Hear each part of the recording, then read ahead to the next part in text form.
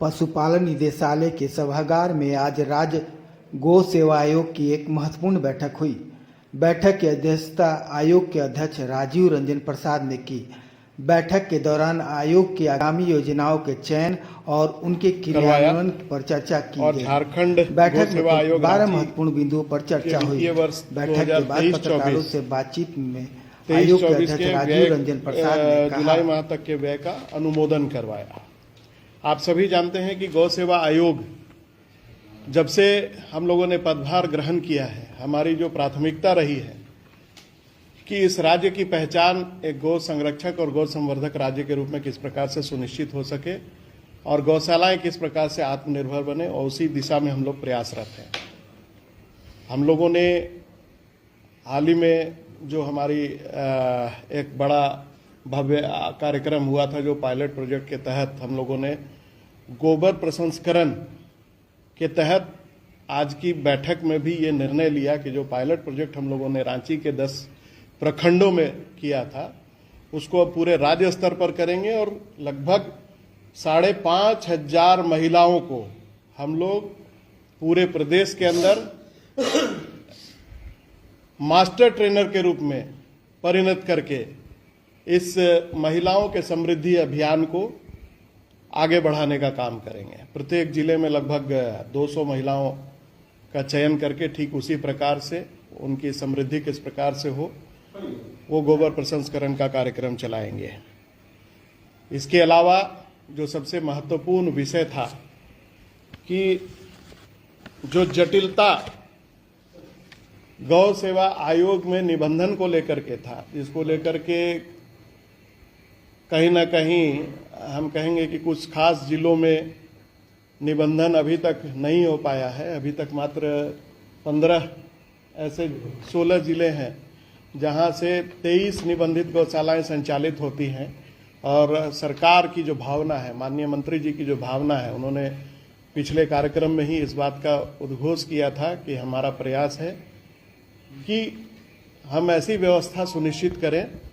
जिससे कि प्रखंडों में भी अगर गौशालाएं संचालित करने को जो लोग इच्छुक हैं, वो गौशाला निबंधित हम लोग करवा सकें। तो उसको लेकर के एक महत्वपूर्ण निर्णय आज की बैठक में हम लोगों ने लिया है। वो निर्णय इस प्रकार का है कि नियमों को थोड़ा सा शिथिल करते हुए इसका प्रस्ताव बना करके आयोग की बैठक में जो आज निर्णय हुआ, हम लोग सरकार को भेजेंगे ताकि आने वाले दिनों में यह प्रक्रिया जटिलता से हट करके सरलीकृत रूप में सामने आए, ताकि ज़्यादा से ज़्यादा लोग गौशाला संचालन की दिशा में आगे बढ़ने का काम करें। इसके अलावा हर गौशाला में हाई मास्ट लाइट का अधिष्ठापन का भी निर्णय आज एक महत्वपूर्ण निर्णय हम कह सकते हैं कि आधारभूत संरचना कार्यक्रम जो हमारा चलता रहता है निबंधित गौशालाओं के बीच, उसको लेकर के हम लोग हाई मास्ट लाइट का अधिष्ठापन वहाँ करें। और कई ऐसी गौशालाएं हैं, कई गौशालाओं के पास तो प्रचुर मात्रा में भूमि भी है, लेकिन कई ऐसी गौशालाएं हैं जहाँ भूमि की कमी है, बावजूद उसके बड़े पैमाने पर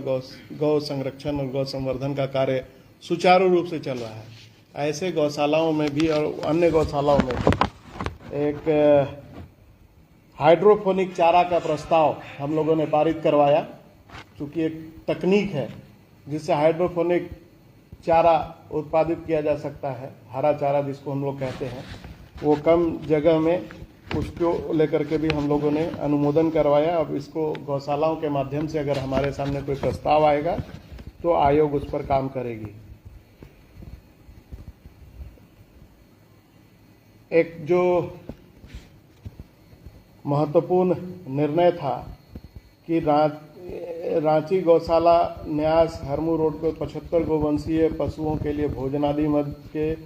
द्वितीय किस्त के रूप में 7,50,000 रुपया मात्र विमुक्त करने का प्रस्ताव पर भी अनुमोदन हुआ। बैद्यनाथ धाम गौशाला देवघर को 83 गोवंशीय पशुओं के भोजनादि मद में 7,47,000 रुपया मात्र व्यय की स्वीकृति भी प्रदान की गई। कलकत्ता पिंजरापोल सोसाइटी शाखा हजारीबाग गोवंशीय पशुओं के भोजनादि हेतु सहायता अनुदान 5,13,000 रुपये मात्र के विमुक्ति पर भी अनुमोदन हुआ। कोडरमा गौशाला समिति येदुटाड़ झुमरी तिलैया कोडरमा के प्राधिकृत स्तर से जब्त रखे हुए 27 गौवंशीय पशु के भोजनादि मद में कुल सहायता अनुदान राशि 9,85,000 रुपये मात्र व्यय की स्वीकृति भी आयोग की बैठक में प्रदान की गई। इसके अलावा जो एक महत्वपूर्ण विषय था कि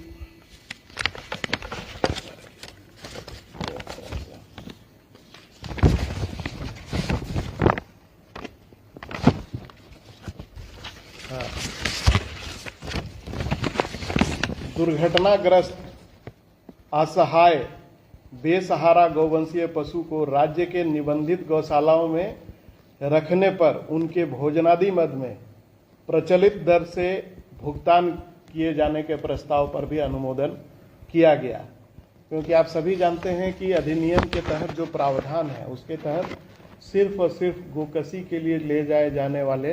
गोवंशीय पशुओं के भोजनादि मद का ही भुगतान आयोग के माध्यम से उपायुक्त की अनुशंसा के बाद संभव हो पाता था। लेकिन आए दिन इस प्रकार की शिकायतें आती हैं कि कई बेसहारा पशु जो है सड़कों पर पड़े हुए हैं और समाज के जरिए भी किस प्रकार की शिकायत आती है तो हम लोग भी उसको गौशालाओं में रखवाने का प्रयास करते हैं। तो उन गौशालाओं के ऊपर जो अधिभार पड़ता है उस पर सरकार ने आज के बैठक के जरिए एक सहायता अनुदान राशि देने का भी प्रस्ताव हम लोगों ने